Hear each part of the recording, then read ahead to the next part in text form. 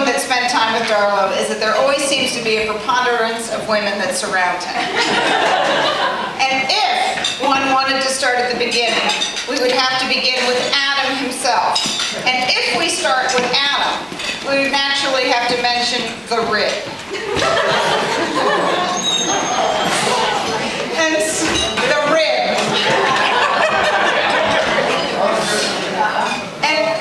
And since I have the rare status in the family of having allegedly broken his ribs twice,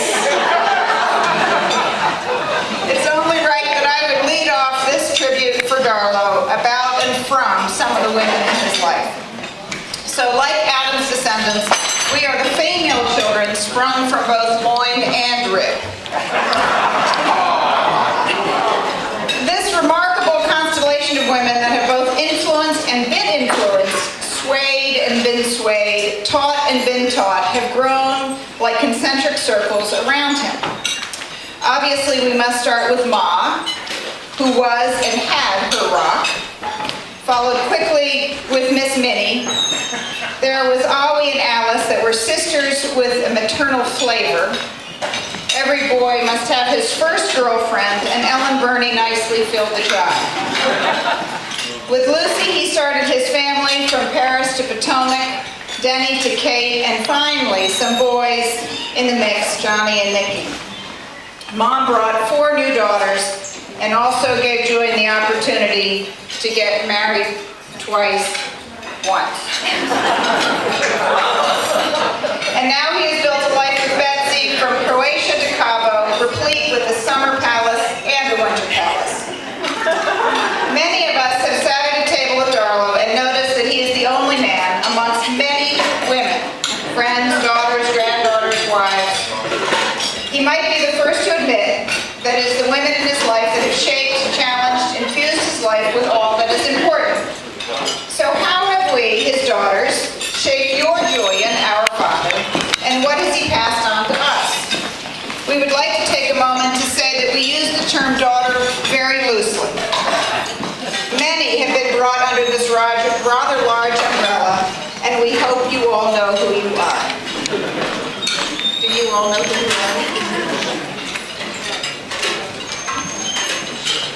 I'm sure that everyone in this room has been instructed by Dad to understand that this is the fun part.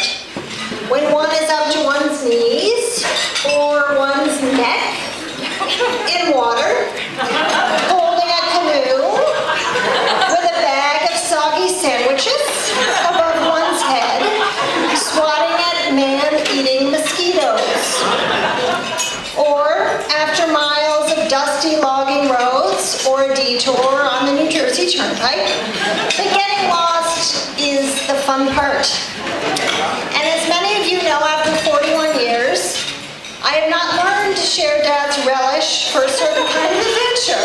I like to know where I'm going. And I'd like to think that I played a small part in Dad's realization that many people do, thus the GPS systems that you all used, perhaps not too well in your cars tonight.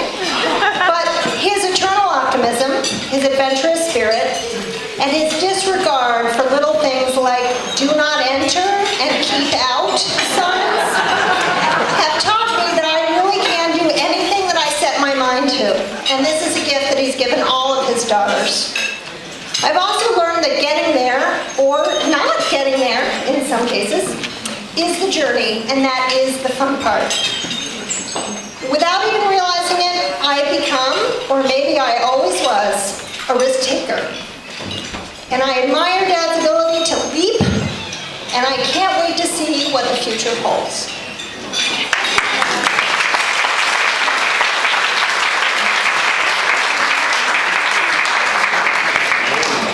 Julian has never recognized or acknowledged generational differences, basically starting with his children, who ages range from 40 to 62.